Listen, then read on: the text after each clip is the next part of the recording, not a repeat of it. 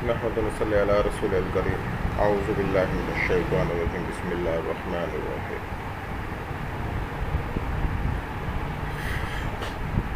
آج کی نشست کا عنوان ہی یہ ہے 7 ستمبر 1974 تحریک ختم نبوت قانون جو پاس ہوا.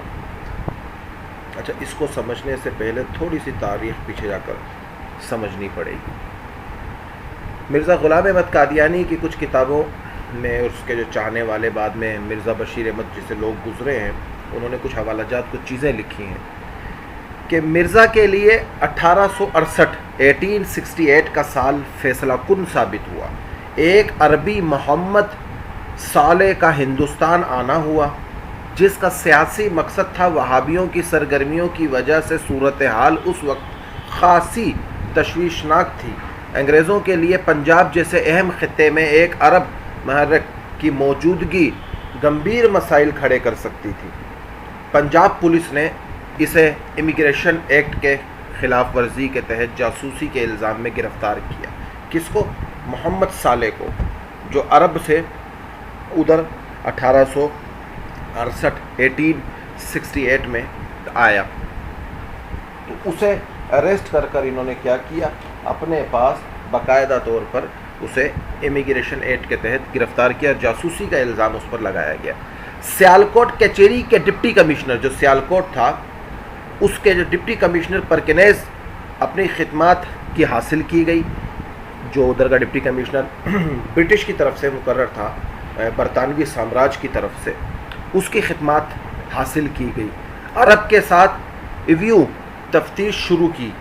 مرزا کی عربی کے ترجمان کے طور پر بحث کے دوران مرزا نے ہندوستان میں برطانوی حکومت کے جواز میں زوردار بحث کی اور اس کا دفاع کیا. جب پرکنیز، یہ جو بندہ ڈپٹی کمشنر جو تھا، تاریخ میں برطانوی سامراج جو تھا وہ میڈم وکٹوریا اس وقت موجود تھی، اور برطانوی سامراج اور 1856-57 کی آزادی تحریک کی جو علماؤں کی جو جنگ چل رہی تھی، اس دوران علماء کسی صورت پیچھے ہٹنے کو تیار نہ تھے کہ ہم کس صورت بھی پیچھے ہٹنے کو تیار نہیں ہیں. اسی طرح سے ایک خبیث اس دور میں پیدا ہوا، غلام احمد قادیانی کے نام سے پروان چڑھا، بڑا ہوا. اس کے باپ نے سیالکوٹ میں مجسٹر کے پاس لگا دیا، یہ ادھر اسٹامر کے پاس رہا. ادھر اس کی عیسائی مبلغین میں سے گفتگو ہوئی لوگوں سے، تو پرکنیز نام کے بندہ جو ڈپٹی کمشنر آف سیالکوٹ تھا، اس سے اس کی اچھی خاصی سلام دعا ہیلو ہائے ہو گئی.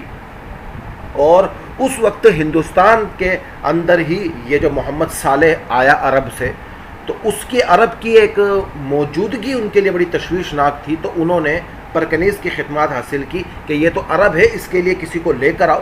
تو پرکنیز نے جو کہا کہ میرا جی ایک جاننے والا ہے جس سے میری بڑی ہیلو ہائے ہوئی ہے، وہ غلام احمد قادیانی ہے.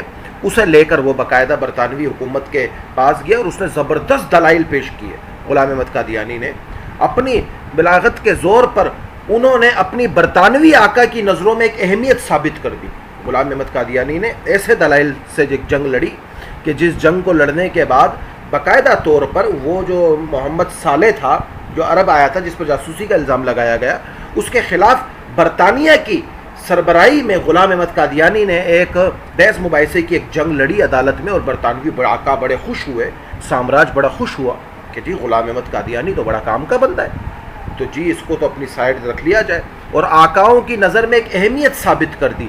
پرکنیز نے کچہری کے ایک ملزم کی صورت میں ایک مفید اور وفادار اعلی کار تلاش کر لیا. اب یہ تو سب کو پتا ہے کہ قادیانیت کو برٹش امپائر لایا، اور برٹش امپائر میڈم وکٹوریا کی قیادت میں تھا. مگر یہ کوئی نہیں جانتا، بہت کم لوگ جانتے ہیں کہ میڈم وکٹوریا اور برٹش امپائر جس کا غلام تھا وہ روتھ چائلڈ فیملی تھی. وہ روتھ چائلڈ کی وہ فیملی تھی جو دجال کو اپنا مسیح اور شیطان ابلیس لوسیفر کو اپنا خدا مانتے ہیں.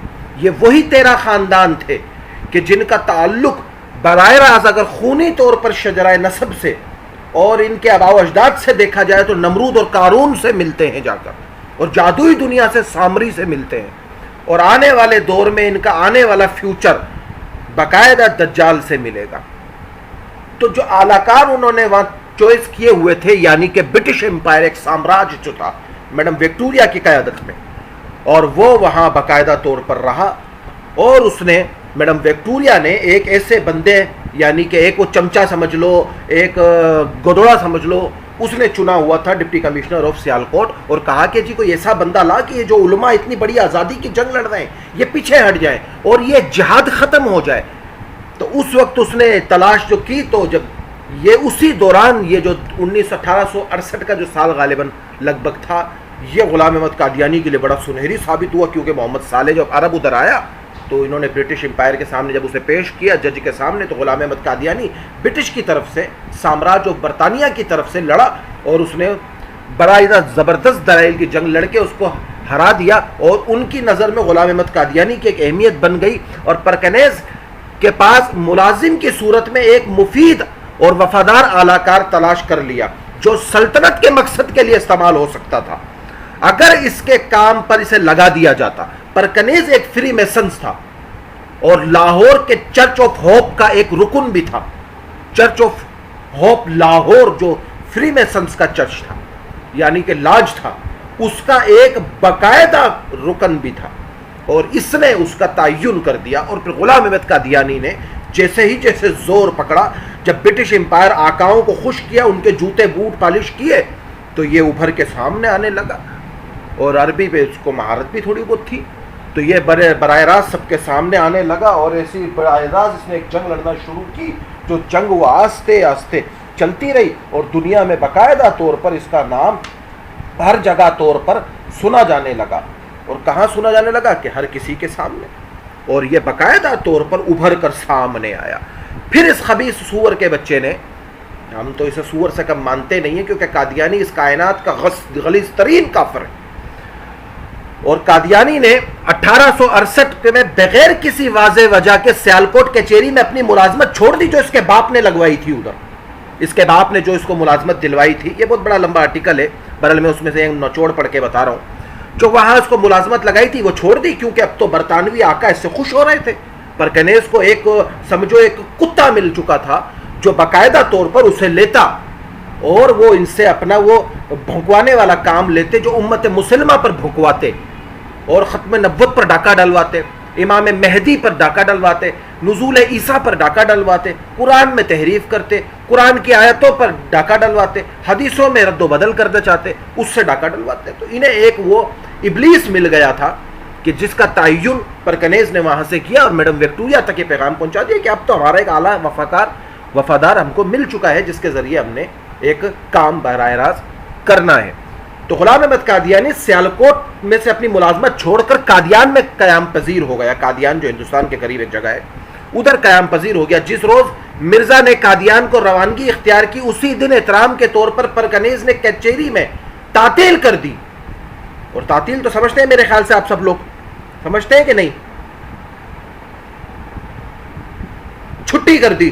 اب یہود کے وہ جو چربے تھے میڈم وکٹورین کی صورت میں، برٹش امپائر کی صورت میں، برطانوی سامراج کی صورت میں، اس کے اندر ایک خوشی کی وہ لہر دوڑ اٹھی کہ انہوں نے ہم تعطیل کر دی اس کچہری کی، اور تعطیل کر دی۔ اچھا، اس حوالے کو غلام احمد قادیانی کے چاہنے والے جو خبیث ہیں، انہوں نے اپنی کتاب ڈاکٹر بشیر احمد مجدد الاعظم لاہور 1939 پیج 42 پر، اور address of Abdul Mannan Qamar of the annual gathering of December 19 Ahmadiyya Anjuman Lahore 1981 page 12 پر ذکر کیا۔ اور اس نے باقاعدہ اپنی کتابوں میں، اس جلدوں میں اس کا پرکنیز کا نام ذکر آیا، تاریخ میں وہ نام جو ہائیڈ ہوا ہے۔ اور یہ پرکنیز کو جانتے تو بہت سارے لوگ ہیں، مگر اس خبیث کی وہ فطرت نہیں جانتے کہ یہ فری میسنز کا بندہ تھا، اور فری میسنز کا تو مقصد ایک ہی تھا۔ اور پھر غلام احمد قادیانی جیسے جیسے پروان چڑھتا رہا، تو اس کے ساتھ تو ایک مجمع جڑتا رہا۔ وہ کہتے ہیں کہ نکلتے رہے اور مجمع جڑتے رہے، کیونکہ بہت سارے لوگ اس کے ساتھ تھے، اور برطانوی سامراج اس پر پیسے خرچ کر رہا تھا۔ تو غلام احمد قادیانی نے جیسے نبوت کی طرف اپنی نگاہوں کو اٹھایا، اور آتے ہی وہ اشعار کہہ دیے کہ چھوڑ دو دوستو جہاد کا خیال، اسلام میں حرام ہے جنگ اور قتال۔ اور پھر کتابیں لکھ ڈالی جہاد کے خلاف۔ اور تاریخ میں اگر آپ دیکھو تو غلام احمد قادیانی کے نام سے بہت کم کتابیں شائع ہوئی ہوں گی، زیادہ تر انگریز مصنفین کے نام سے شائع ہوئی۔ کیوں؟ کیونکہ انہوں نے اسی کی کتابوں کو اٹھا کر اسی کے خلاف اپنے نام لکھ کر، اور اسی کتابوں کو جہاد کے خلاف باقاعدہ طور پر انہوں نے شائع کر دی۔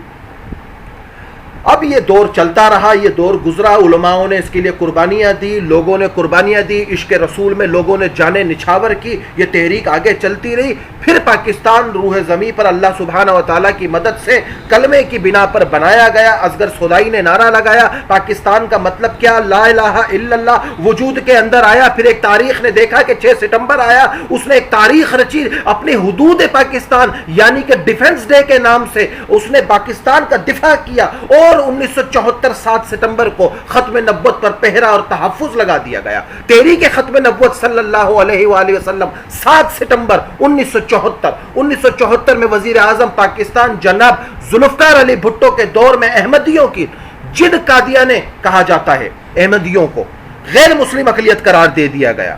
30 جون 1974 کو 30 جون 1974 کو مولانا شاہ احمد نورانی نے ایک بل پیش کیا اور مفتی محمود صاحب رحمۃ اللہ علیہ قادیانیوں کو کافر قرار دینے والی کمیٹی کے سربراہ بنے۔ قومی اسمبلی میں 6 بل پیش کیے، ان میں سے ایک بل مولانا غلام غوث عرف ہزاروی رحمۃ اللہ علیہ نے پیش کیا، اور آخری بل مولانا شاہ احمد نورانی رحمۃ اللہ علیہ نے پیش کیا، جس پر قومی اسمبلی کی کارروائی ہوئی 6 ستمبر 1974 تک بحث و تخصیص کے بعد ایک قانونی شک و حیثیت دی گئی، اور دوسری آئینی ترمیم کے اس حصے میں جس میں احمدیوں کو واضح طور پر آئین پاکستان نے غیر مسلم قرار دے دیا، اور ایک آرڈیننس 20 کہا جاتا ہے پاس ہوا، اور تاریخ پھر بڑھتی رہی، اور تاریخ قیام پاکستان کے بعد احمدیوں کے خلاف کئی سال تک تحریکیں چلتی رہی۔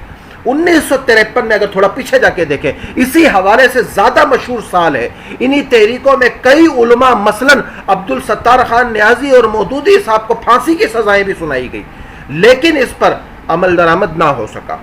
آزاد کشمیر کی اسمبلی احمدی عقائد کے خلاف ایک قرارداد منظور ہو چکی تھی کہ پنجاب کے شہر ربوہ میں 29 مئی کو اسلامی جمعیت طلبہ کے طالبات پر اور طلبہ پر قادیانیوں نے حملہ کر کے تشدد کیا، جس میں ان کے ناک، کان اور جسم کے اعضاء بے دردی سے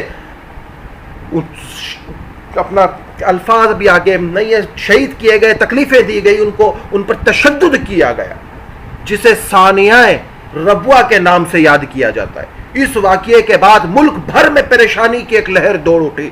اس وقت ایک مرد مجاہد پھر کھڑا ہوا اس سرزمین پاک کے اوپر، مولانا یوسف بنوری رحمت اللہ علیہ کی قیادت میں ایک تحریر مولانا یوسف صاحب مدانوی رحمت اللہ علیہ کی، اس میں ایک تحریر شروع ہوئی جس کا نام تحریک ختم نبوت صلی اللہ علیہ وآلہ وسلم 1974 میں ہے، اور مولانا شاہ احمد نورانی صدیقی نے قومی اسمبلی میں پاکستان میں 30 جون 1974 کو احمدیوں اور لاہوری گروپوں کے خلاف ایک قرارداد پیش کی۔ یہ لوگ مرزا غلام احمد قادیانی کو نبی مانتے تھے، جبکہ حضرت محمد علیہ الصلوۃ والسلام نبی اور آخری رسول ہیں، لہٰذا اس باطل عقیدہ جو غلام احمد قادیانی کے چاہنے والے لاہوری اور احمدی گروپوں کا تھا، ان پر احمدیوں کو غیر مسلم اقلیت قرار دے دیا گیا۔ بحث و تخصیص، اس تحریک میں سب اپنا مکاتب فکر کے علماء شامل تھے۔ فاتح قادیانی حضرت مولانا مفتی محمود صاحب رحمت اللہ علیہ کو قادیانیت کو کافر قرار دینے والی کمیٹی کے سربراہ بنے، اور مفتی محمود کا نام قادیانیوں کو کافر قرار دینے والی پہلے نمبر پر ہے، جو مولانا فضل الرحمان صاحب حفظ اللہ کے والد محترم ہیں، اللہ ان کی قبروں کو نور سے بھر دے۔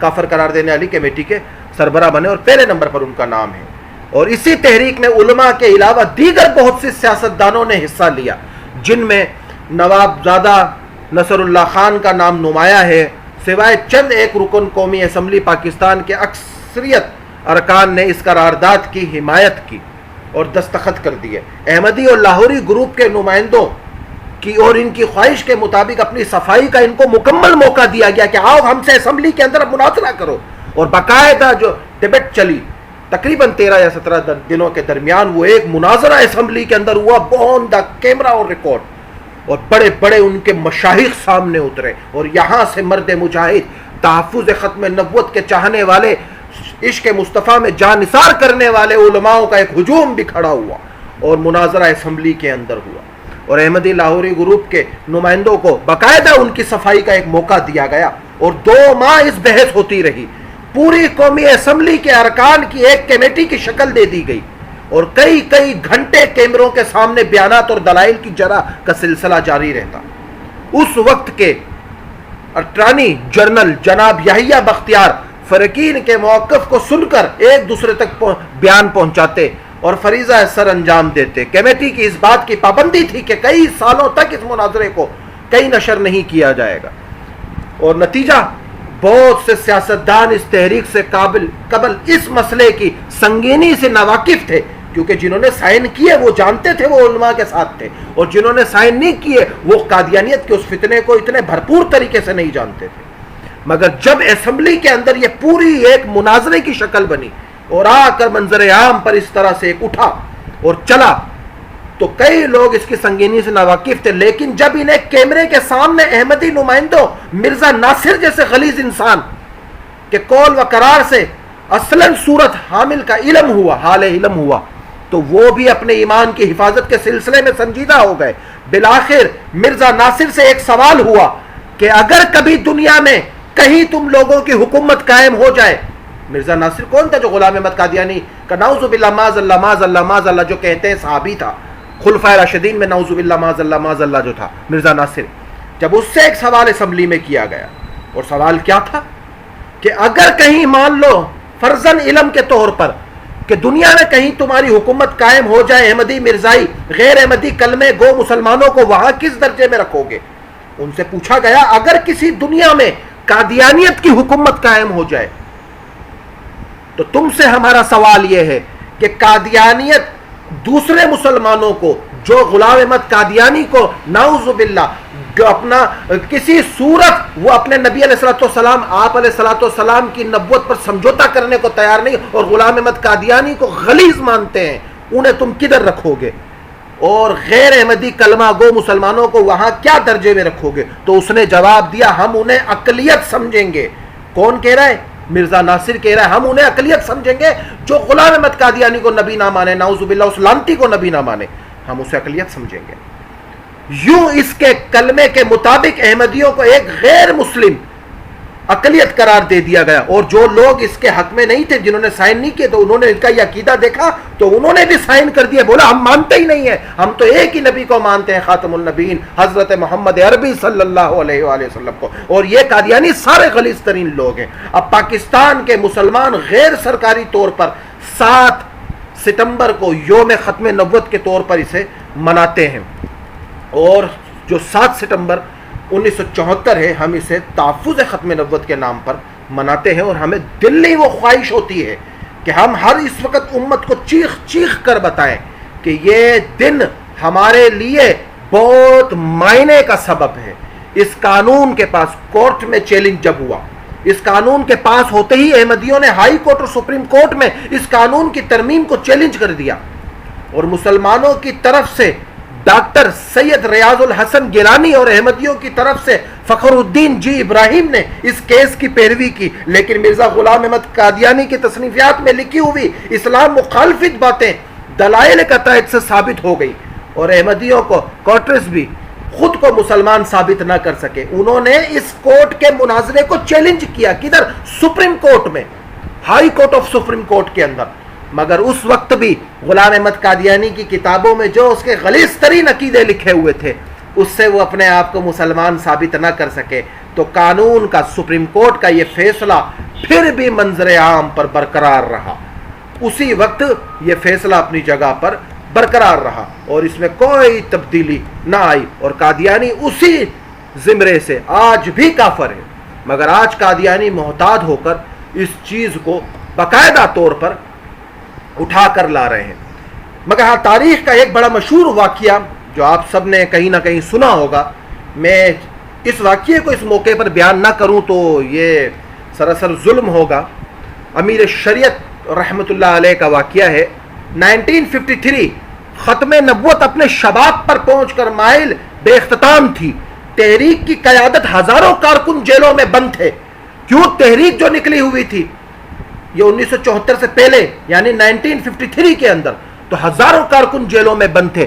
عدالتی تحقیقات کے لیے جسٹس منیر اور ایم اے آر کیانی پر مشتمل ایک عدالتی کمیشن لاہور ہائی کورٹ سماعت کر رہا تھا. جسٹس منیر تعصب اور قادیانیت نواز تھا، وہ تعصب رکھتا تھا مسلمانوں سے، اور قادیانیت کے لیے باقاعدہ طور پر وہ ان کا کیا تھا، منیر اپنا متعصب قادیانی نواز تھا۔ وہ علماء کو کمرہ عدالت میں بلا بلا کر بے عزت کر رہا تھا، تحریک ختم نبوت، احرار احمدی نرخ اور فساد پنجاب کا نام دیتا تھا۔ وہ جماعت احرار جو شاہ حضرت مولانا عطا اللہ شاہ بخاری رحمۃ اللہ علیہ کی تھی، انہیں وہ کیا کہتا تھا کہ یہ تو ایک فساد کی پنجاب کی جماعت ہے، اسلام کو موضوع بحث بنا کر علماء کا مذاق اڑا رہا تھا۔ یہ وہی قول ہے جس کو ڈاکٹر اشفاق احمد مرحوم رحمۃ اللہ علیہ نے لکھا تھا۔ میں تو انہیں مرحوم اس قول کی وجہ سے کہتا ہوں تاکہ اللہ ان کی قبروں کو نور سے بھر دے، ان کے لیے آسانیاں فرمائے۔ وہ کہتے تھے جو لوگ اسلام کو گالی دینا چاہتے ہیں مگر لوگوں اور مولویوں کی ڈر کی وجہ سے دے نہیں سکتے، وہ اسلام کو گالیاں دیتے ہیں، اور یہی جسٹس منیر قادیانی نے کیا۔ وہ علماء کو موضوع اسلام کو بحث بنا کر علماء کا مذاق اڑا رہا تھا اور اپنے قادیانی آقا و محسنوں کو خوش کر رہا تھا کہ دیکھو میں نے آج ایک اسمبلی کے اندر، ایک کوٹ کے اندر آج ایک ختم نبوت کے مجاہد کو پھر سے ذلیل کیا ہے، اس کے عقیدے کے مطابق ذلیل، کیونکہ اللہ اسے عزت دینے والا تھا، کس کو؟ جو ناموس پیغمبریت کے لیے لڑنے کے لیے کھڑا ہوا تھا، جو علماء اور جو طالب علم لڑ رہے تھے اور جیلوں میں بند ہو رہے تھے۔ لیکن ایک دن وہ اپنی ہی عدالت میں پکڑا گیا، کیونکہ اللہ نے اب اس نے پکڑنا تھا، اور اللہ نے بھی تدبیر کی، سورہ نمل میں جو ذکر آیا، اور انہوں نے پلاننگ کی اور ہم نے پلاننگ کی، اور ہم بہتر پلاننگ کرنے والے تھے۔ قادیانیوں نے پلاننگ کی کہ علماؤں کو عدالت کمرے میں بلاؤ اور ذلیل کرو اور انہیں کمتر محسوس کرواؤ تاکہ یہ اپنی اس تحریک سے پیچھے ہٹ جائیں، مگر اللہ نے پلاننگ ادھر یہ کی کہ ہم تمہاری ہی عدالت میں تمہیں ذلیل کروا کے چھوڑیں گے۔ لیکن ایک دن وہ اپنی ہی عدالت میں پکڑا گیا، اس نے قائد تحریک تحفظ ختم نبوت حضرت امیر شریعت مولانا سید عطا اللہ شاہ بخاری رحمت اللہ علیہ کو عدالت میں طلب کر لیا۔ حکومت نے بیان داخل کرنے کے لیے حضرت امیر شریعت کو سکھر جیل سے لاہور سینٹرل جیل اپنا منتقل کر دیا۔ پیشی کی تاریخ پر حضرت امیر شریعت اور ان کے قیدی رفقا کو سخت پہرے میں عدالت میں لایا گیا، اور عدالتی ہرکارے نے آواز لگائی جو کھڑا ہوتا ہے کہ عطا اللہ شاہ بخاری کمرہ عدالت میں داخل ہو، سرکار بے نام سید عطا اللہ شاہ بخاری وغیرہ وغیرہ وغیرہ داخل ہو۔ اسیر ختم نبوت حضرت امیر شریعت پورے کلندرانہ جلال اور اپنے وجود اور ایمانی اور جرت اور وقار کے ساتھ کمرہ عدالت میں داخل ہوئے۔ سرفروشان حرار نے پورے ہائی کورٹ کو اپنے حصار میں لے لیا تھا۔ عدالت کے دروازے پر ہزاروں فائدقین اور شمع ختم نبوت پہ لڑ مٹنے والے ناموس رسالت کے پروانے نعرہ زن تھے، نعرہ تکبیر اور اللہ اکبر، تاجداران ختم نبوت زندہ آباد، مرزائیت مرد آباد کے نعرے لگ رہے تھے۔ امیر شریعت نے عدالت کے دروازے پر کھڑا ہو کر ہتھکڑیوں کو فضاؤں میں لہرایا اور ہاتھ سے اشارہ کیا۔ مجمع پر ایک پوچھ رہا تھا، کیا حکم ہے دیوانوں، بنوں یا نہ بنوں؟ کیا حکم ہے دیوانوں؟ حکم ہوا خاموش، تمام مجمع ساکت و جاہد ہو گیا۔ حضرت امیر شریعت عدالت میں داخل ہو گئے۔ جسٹس منیر بغض اور حسد سے بھرا ہوا، غصے سے لال پیلا ہو کر گردن تنی ہوئی اور تکبر اور غرور کا پیکر نبخار بنا کر کرسی پر بیٹھا ہوا تھا۔ مرد مومن عطا اللہ شاہ بخاری کے چہرہ انور پر نگاہ پڑی تو اس کی نگاہیں جھک گئی۔ کس کی؟ جسٹس منیر کی، کیونکہ عاشق رسول کے چہروں کو دیکھنے کے لیے بھی جگر چاہیے تھا، اور نظریں اس کی ذلیل ہو کر جھک گئی۔ جسٹس منیر دوسری مرتبہ آنکھ اٹھا کر دیکھنے کی ہمت نہ کر سکا۔ کارروائی شروع ہوئی۔ حضرت امیر شریعت نے اپنا تحریری بیان عدالت میں پیش کیا۔ جسٹس منیر نے ایک نظر بیان کو دیکھا جیسے اس نے منیر انکوائری رپورٹ میں شامل نہیں کیا،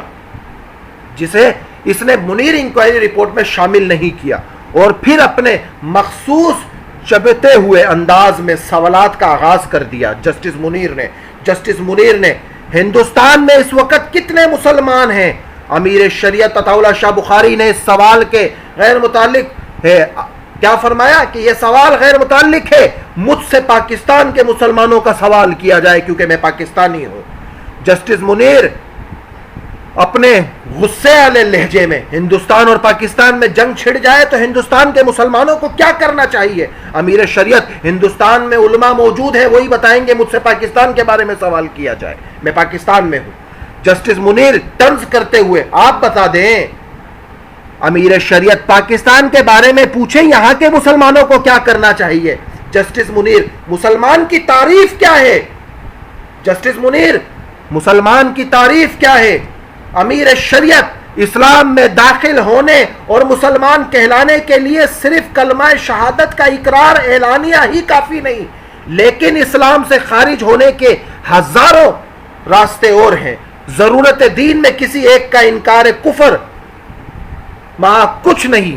اللہ کی صفات عالیہ میں کسی ایک کو بھی انسان ماننا تو مشرک، قرآن کے کریم کی کسی آیت یا جملے کا انکار تو کافر، اور نبی کے منصب ختم نبوت کے بعد کسی انسان کو اس حیثیت میں نبی ماننا تو مرتد. جسٹس منیر قادیانی وکیل کی طرف اشارہ کرتے ہوئے ان کے بارے میں کیا خیال ہے؟ جسٹس منیر ان کے بارے میں کیا خیال ہے؟ کیا خیال ہے؟ امیر شریعت عطا اللہ شاہ بخاری رحمت اللہ علیہ خیال نہیں عقیدہ ہے جو ان کے بڑوں کے بارے میں ہے. مرزائی وکیل نبی کی تعریف کیا ہے؟ امیر شریعت میرے نزدیک اسے کم سے کم ایک شریف آدمی ہونا چاہیے. جسٹس منیر کا وکیل جو تھا قادیانیت کی طرف سے، مرزائی وکیل کیا کہتا ہے؟ نبی کی تعریف کیا ہے؟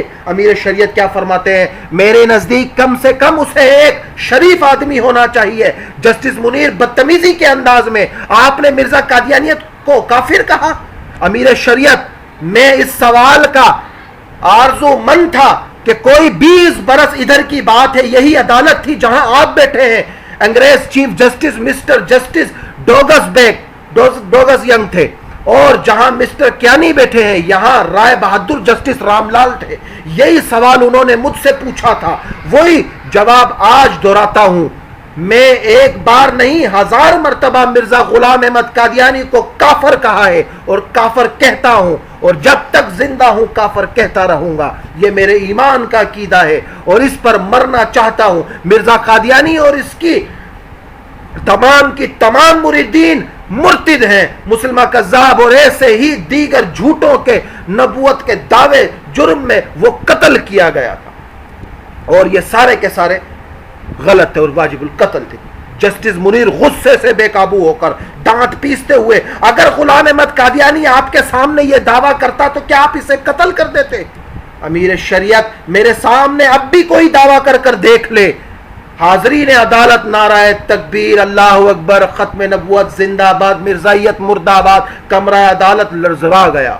جسٹس منیر بخلاہٹ عدالت کی توہین ہے. امیر شریعت جلال میں آ گئے. توہین رسالت جو کی جاتی ہے وہ کیا ہوتی ہے؟ جسٹس منیر خود بخود خاموش ہو گئے اور حواس و بے ساختہ چہرہ زرد ہو گیا. ہوش اور پیشانی سے پسینے آنے لگے. ہوش بے ہوش ہو گئے، ان کے اڑ گئے، وار خطا ہو گئے. عدالت امیر شریعت کی جرأت ایمانی، جذبہ حب رسول صلی اللہ علیہ وآلہ وسلم کو دیکھ کر نعرے لگاتے رہے. امیر شریعت گرجدار آواز میں کچھ اور.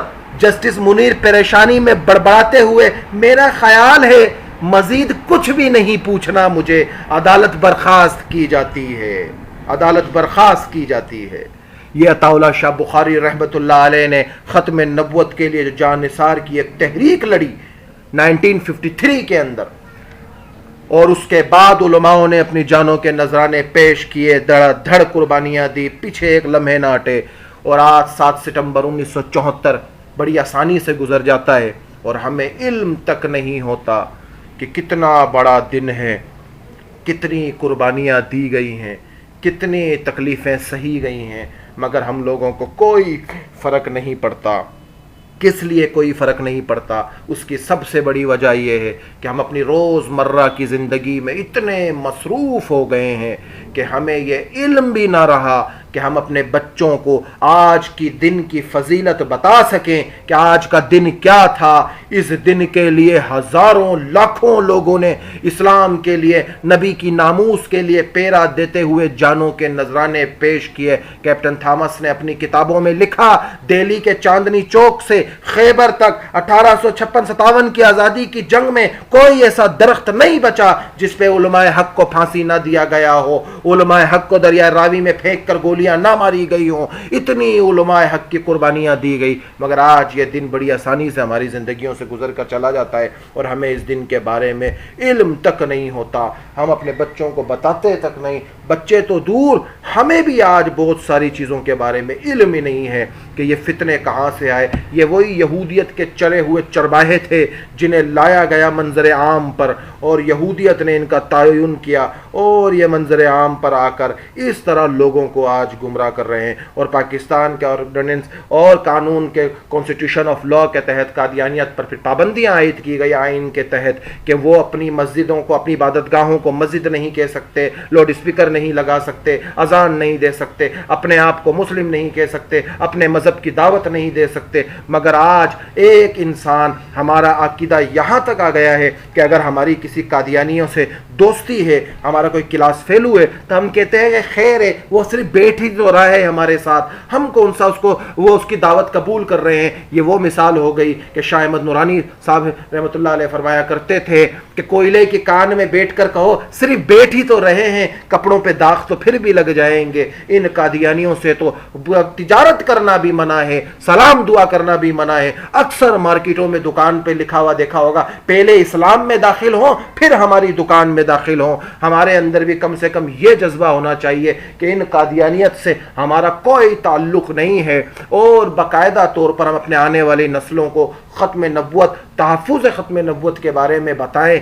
कि ख़त्म नबुव्वत क्या है, ख़ातमुल नबीयीन किसे कहते हैं, और तहफ़्फ़ुज़ ख़त्म नबुव्वत क्या है। जब तक ये हमें इल्म में नहीं होगा, हमारे बच्चों को इल्म में नहीं होगा, तब तक कादियानी हमारे आने वाले नस्लों के ईमान को भड़काने को, ख़त्म करने को, वरगलाने को, भटकाने के लिए उन पर मेहनत करते रहेगा। क्यों करता रहेगा? उसकी सबसे बड़ी वजह यही है कि हम लोगों ने इस बात को सीरियस लिया ही नहीं है कि वो किस तरीके से मेहनत कर रहा है। आज बहुत सारा तबका, बहुत सारे लोग ऐसे हैं दुनिया के अंदर कि जिनको इस चीज़ का भी इल्म नहीं है कि यहाँ बहुत आम पढ़ा लिखा तबका भी अगर हम उठा कर लिया है तो कादियानियत के उन दकीक मौजूज़ के ऊपर जो मौजू कादियानी उठाते हैं उस पर हम आज बात नहीं कर सकते। क्यों नहीं कर सकते? हमें उसके बारे में इल्म ही नहीं है, हमें उसके बारे में तैयारी ही नहीं है।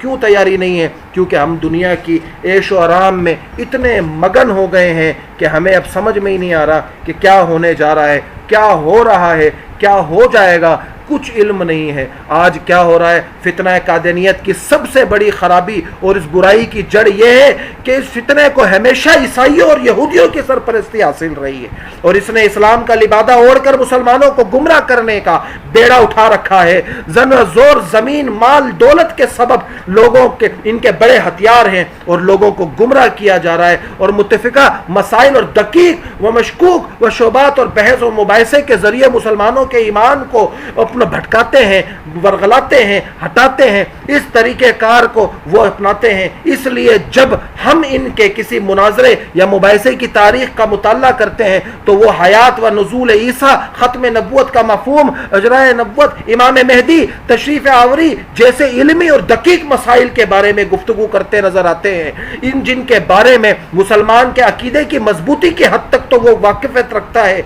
मगर उनकी इल्मी बहस पर वो वाकिफियत नहीं रखता मुसलमान। क्यों? क्योंकि उसने उस मौजू को पढ़ा ही नहीं होता है, उन मौजू के ऊपर उसकी कोई तैयारी ही नहीं होती है, और वो निकल कर सामने आता ही नहीं है। इसलिए वो इस चीज़ को उठाकर लेकर चलते रहते हैं। हज़रत हकीमुल असर हज़रत मौलाना यूसुफ लुधानवी शहीद रहमतुल्लाह अलैह के इरशादात थे कि अगर बहरूपियों के तौर पर भी किसी को नबी बनाया था तो नकल के मुताबिक असल तो होती, शक्ल देखो, फहम देखो, फरासत देखो। मिर्जा गुलाम अहमद कादियानी नबियों का मुकाबला करता है, ये तो लानती था, ये लानती था। हमारी गैरत का असल तकाजा ये है कि दुनिया में एक कादियानी भी जिंदा ना बचे। हुकूमत को चाहिए कि इन्हें पकड़ पकड़ कर इन खबीसों को मार दे। अकीदा नुज़ूल ईसा पर ईमान लाना फर्ज है, इसका इनकार कुफर है, इसकी तावील करना ज़वी और सलाल और कुफर व लहाद ہے.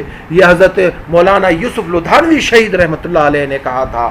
یہ آج ہمارے وہ موضوع ہیں جن کے اوپر ہمیں ہمارا عقیدہ تو ہے, واقفیت تو ہے نزول عیسیٰ پر, ظہور مہدی پر, ختم نبوت پر, مگر ان پر ہمیں دقیق مسائل کی پکڑ علمی بحث حاصل نہیں ہے. کیوں؟ کیونکہ ہم انہیں پڑھتے ہی نہیں ہیں. تو برائے مہربانی جہاں بھی ختم نبوت, تحفظ ختم نبوت اور ختم نبوت کورسز ہوتے ہیں اس کو بڑھ چڑھ کر پڑھیں, اس کو حصہ لیں. جن مولمات سے, جن اپنا ٹیچر حضرات سے, جن اپنے عالم حضرات سے, استادوں سے پڑھتے ہیں انہیں کہیں استاد جی ہفتے میں, مولمہ ہفتے میں ہمیں ختم نبوت کے موضوع کے بارے میں بتائیں کہ ختم نبوت کیا ہے, اس پر عقیدہ کیا ہے, اس پر یہ جو بحث چھیڑتے ہیں اس کا ہم جواب کیسے دیں, اس پر ہم تیاری کیسے کریں. کیونکہ یہ ہمارے ایمان کا وہ تقاضا ہے جو آج ہمارے دلوں سے یہودی, عیسائی, قادیانی مل جل کر نکال رہا ہے. آج آنے والی نسلوں میں دیکھ لو بہت کم لوگ غازی علم الدین بن کر اٹھتے ہیں, بہت کم لوگ ممتاز قادری بن کر اٹھتے ہیں, بہت کم لوگ عامر چیمہ جیسے بن کر اٹھتے ہیں. تو آج سب سے زیادہ ضروری چیز یہ ہے کہ ہم اپنے آنے والے بچوں کو, اپنی نسلوں کو ختم نبوت کے بارے میں بتائیں. ختم نبوت کیا ہے, ختم نبوت, تحفظ ختم نبوت کیا ہے, خاتم النبیین کے معنی کیا ہے. جو اس میں رائی کے دانے سے بھی کم شک رکھے وہ اس کا اسلام خطرے میں ہے, اس کا ایمان خطرے میں ہے. تو اس چیز کے لیے ہمیں محنت کرنی ہوگی. اور جو اتنے سارے دن آتے ہیں اس کے اوپر ہمیں ہر ایک دن, جس دن قربانیوں کا کوئی دن ہوتا ہے, کوئی صحابہ کی شہادت کا دن ہوتا ہے, کوئی سیرت صحابہ کا دن ہوتا ہے, کوئی مصطفیٰ کی سیرت کا دن ہوتا ہے, تو ان پر ہم تیاریاں کریں تاکہ لوگوں کو زیادہ سے زیادہ یہ چیز بتا سکیں. بس یہیں اس کی نشست کو ختم کرتے ہیں. چند اشعار ہیں اپنا معزز مولانا عرب نواز حنفی صاحب حفظ اللہ صاحب پڑھتے ہیں. سلام اس پر کہ جس نے بے کسوں کی دستگیری کی, سلام اس پر کہ جس نے بادشاہی میں فقیری کی, سلام اس پر کہ اسرار محبت جس نے سکھلائے, سلام اس پر کہ جس نے زخم کھا کے پھول برسائے, سلام اس پر کہ جس نے خون کے پیاسوں کو کوائیں دی, سلام اس پر کہ جس نے گالیاں سن کر دوائیں دی. تو یہ نبی علیہ الصلوۃ والسلام کی شان تھی کہ ان پہ تکلیفیں آتی, برداشت کرتے, کسی کو کچھ نہ بولتے, سہتے رہتے, برداشت کرتے رہتے. تو ہمیں بھی ایسا بننا چاہیے کہ اپنی ذات پر تو جتنے سب و شتم لوگ ہمارے کر لیں ہمیں وہ برداشت کرنا چاہیے, مگر نبی علیہ الصلوۃ والسلام کی ذات کی بات آ جائے تو رائی کے دانے کے برابر بھی ہم برداشت کرنے کو تیار نہیں ہیں, رائی کے دانے کے برابر بھی. کیوں؟ کیونکہ یہ ہمارے ایمان کا اہم حصہ ہے کہ اس میں ہم تھوڑا سا بھی برداشت کرنے کے قائل نہیں ہیں کہ ہم اس کو برداشت کریں. اس لیے کہ یہ ایمان ہے ہمارا, اور ختم نبوت جو ہے وہ مین چیز ہمارے ایمان کا سب سے مضبوط بنیاد ہے. اور ختم نبوت کے بارے میں تقریباً ہمیں بہت ساری چیزیں پتہ ہونا چاہیے اور لوگوں کو بتانا چاہیے, اور خود اس پر عمل کر اور ختم نبوت کے اس ٹاپک پر بات کرنی چاہیے, لوگوں کو اس پر لانا چاہیے. اس کے کورسز الگ الگ اکیڈمیز میں, مدرسوں میں, اور ختم نبوت کانفرنس ہوتی ہیں, الگ الگ جگہوں پر بیانات ہوتے ہیں, علماء کرام کے بیانات ہیں. انہیں سن کر ہمیں اس چیز سے یہ پکڑنا چاہیے کہ ختم نبوت کیا چیز ہے. ایک ایک بات, ایک ایک نکات, ایک ایک چیز اس کی سمجھنا ہمارے لیے بہت ضروری ہے. اور بس یہیں پھر انشاءاللہ بات ختم کرتے ہیں. جو کچھ کہا اللہ سبحانہ و تعالیٰ نے ہمیں ہم کو عمل کی توفیق عطا فرمائے, اور لوگوں تک اس بات کو پہنچانے کا, اور لوگوں کو بھی اس چیز کا کہنا کہ اپنے گھر والوں کو, بچوں کو نبی علیہ الصلوۃ والسلام کی سیرت اور زندگی کے بارے میں اور ان کی ختم نبوت کے بارے میں زیادہ سے زیادہ پڑھنے اور پڑھانے کی توفیق عطا فرمائے. جو کچھ کہا اللہ سبحانہ و تعالیٰ عمل کی توفیق عطا.